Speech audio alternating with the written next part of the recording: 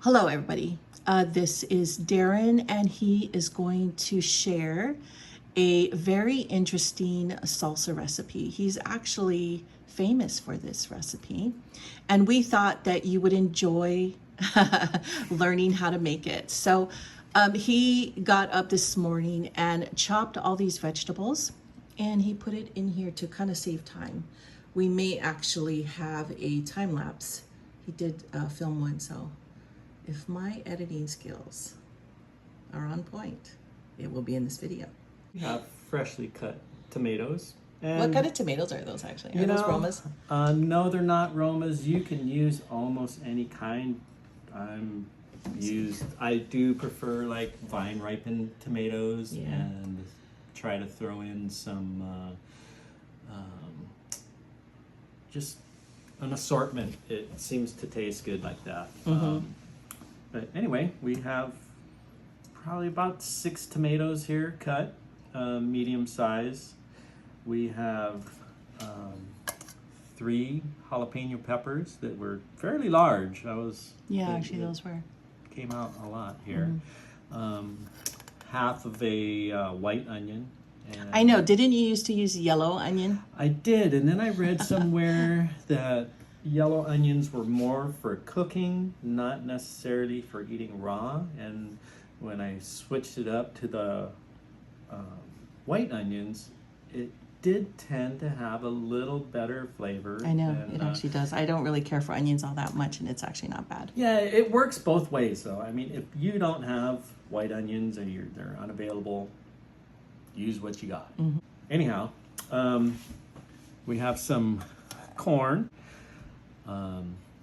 These are sweet peppers, and they're assorted colors, and the original recipe did not have any of this in it, and it was one of those things where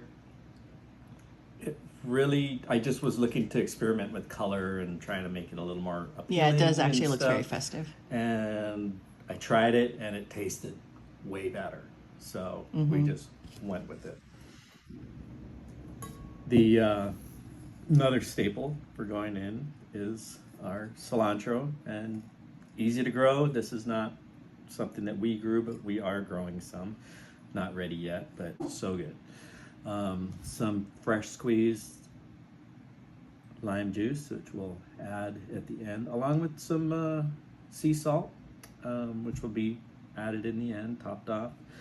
I also found that adding a can, I know, sounds weird, but a can of diced tomatoes really adds a different flavor to it and makes it taste pretty darn good. So I'm gonna go ahead and start adding ingredients. Oh, one other secret ingredient,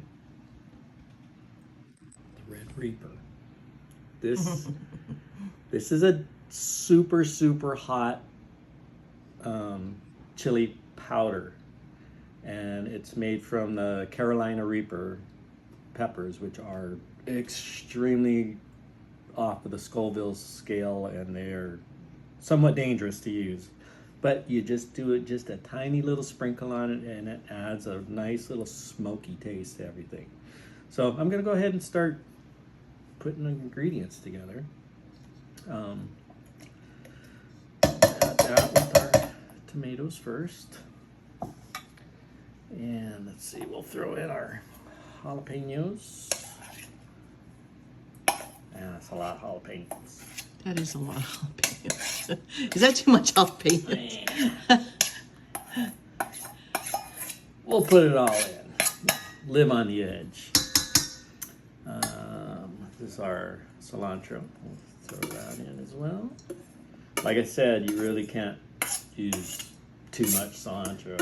At first, I used to go and I would pull all the leaves off of the stems, so I didn't have like any stems and any like things that would make it kind of not appealing.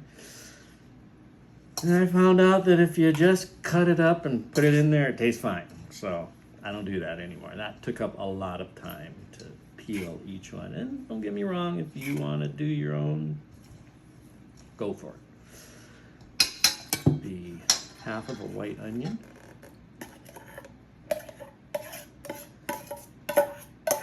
That looks like a lot of onion.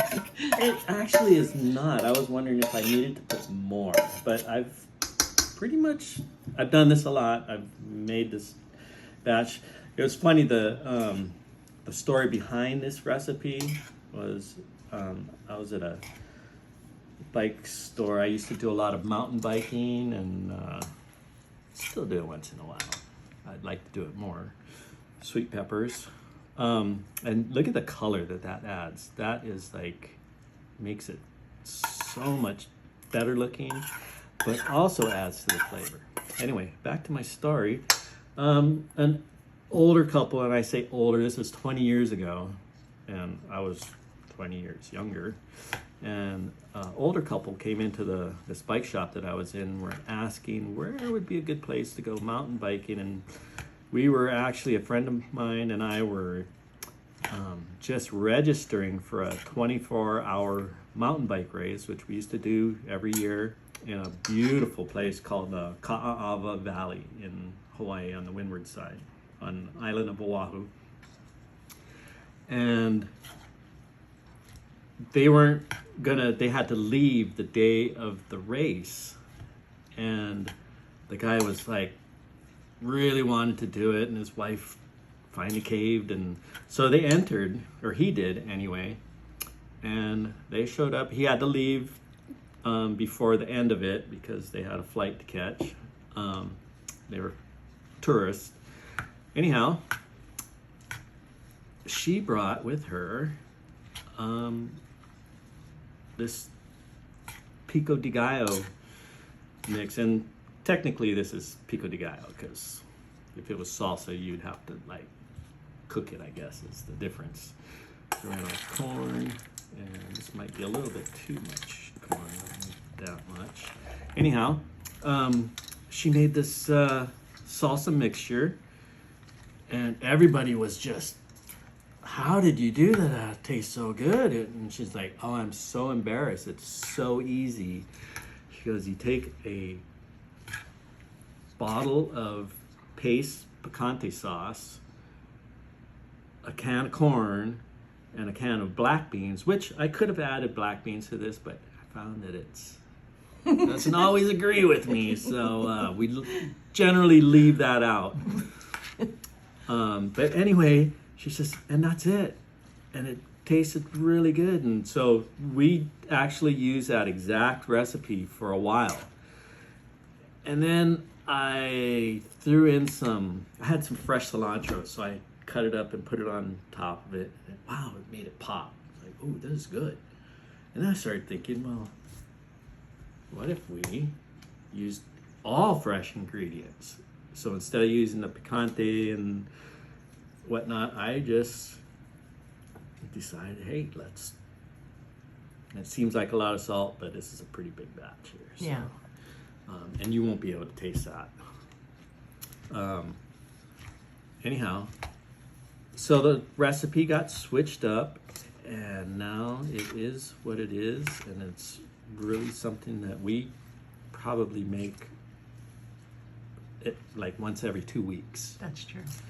And it is a staple in our home, especially during the summertime. It's need something healthy to snack on. I mean, look at this. This is like, how does it get any healthier than all fresh ingredients except for one can of, which is a pretty good healthy variety of tomatoes.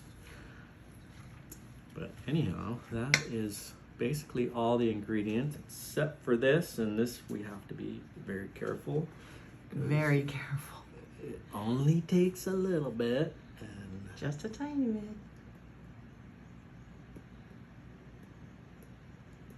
Okay, I think that's good. That's probably enough. Do you and want I don't know if you could catch that on camera, but there was very little that you can't even see it in here. But anyway, I'll mix this all up. And it's actually, we found that it tastes just a little better after it sits for probably an hour, maybe 2 hours. It tastes great the next day, but it gets better. It tastes good now, don't get me wrong. There's nothing wrong with eating it right like this, but oh my gosh, in a couple of hours, this will be amazing. And the other thing, there's those, the lime juice. I use 3 limes. I used to only use 1, and then I'm like, oh, one wasn't quite enough. So put a little bit more, like, oh, this tastes way better. And then finally decided that along with the cilantro, you probably cannot put too much lime juice in. It just adds such a fresh taste. Wouldn't you agree? I would. There's actually a funny story on how you discovered that Grim Reaper. Yeah. The Reaper sauce. Or no, what is it? Is it Grim Reaper or is it Reaper? Red Reaper. Red Reaper. Red Reaper. Originally purchased because at my work we had a coworker that would help himself to everybody's food. He would never bring his own food, and we'd go down and look in the refrigerator, and it was like, where's my lunch? Where's my dinner? It was, oh, that was yours? I thought somebody left that from before. It's like, you know, I wasn't sure if it was mine or not. And I mean, he would confess to eating it. We all knew it was him. So I decided, okay, well, I'm going to make me some burritos, and I'm going to make some burritos that are going to keep somebody from ever wanting to eat our food again. And I looked on the internet, and I found apparently the Carolina Reaper is the hottest pepper at that time. I'm sure there's hotter ones out there now. But I found this powder online, ordered it. It wasn't very expensive, and figured, okay, we'll get him. And we wanted to see what it was, how hot it was, you know. So we gathered around without him in the room, obviously. And we put a little bit on a plate, and we tried, just try 1 grain of it. And we tried the 1 grain, and oh my God, 1 grain was hot. My friend did it, kind of wet his finger and touched maybe a dozen little speckles. He almost couldn't talk. It was so hot. So then we're thinking like, oh man, do we want to do this? This guy's going to end up in the hospital. So long story short, we never did that to him, and I would have felt bad if I did it, you know. So he carried on eating everybody's food. Oh well, that's how it rolls sometimes. But anyway, this is our, I guess the correct term is Pico de Gallo, and it has been something that we have changed the recipe a little bit over Made and it your over. own. And it just got better and better and better. And I'm open to any suggestions that people have. Okay, let me see know it. in the Hold comments. it up. Smile.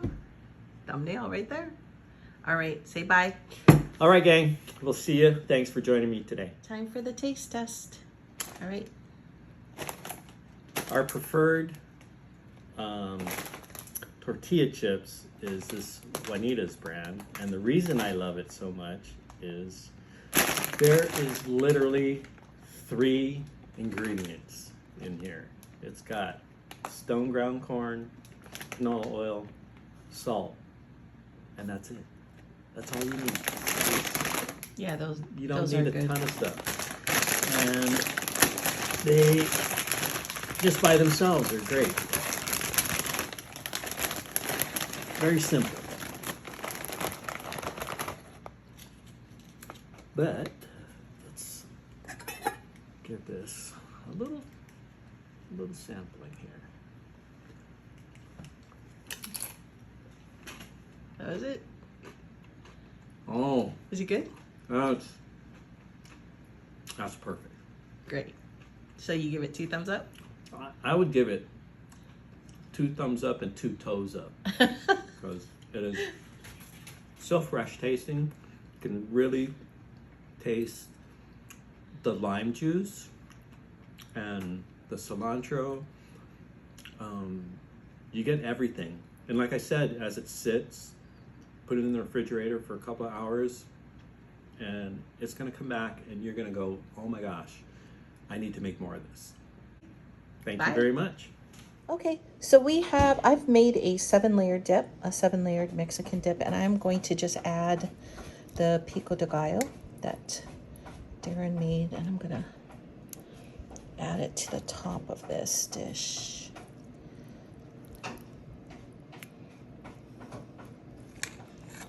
So the bottom has taco meat. No, actually the very bottom has refried beans. And then taco meat, guacamole, sour cream, and then I'm putting this Pico de Gallo on. And then we'll do shredded cheese. I'm getting actually kind of full on this dish. Whoops. And then it'll be done. There we go. Okay. So we're going to be doing some cilantro on here and some sliced olives. Oh, and shredded cheese. I forgot. I'll put the final shot in at the end. Okay, thanks.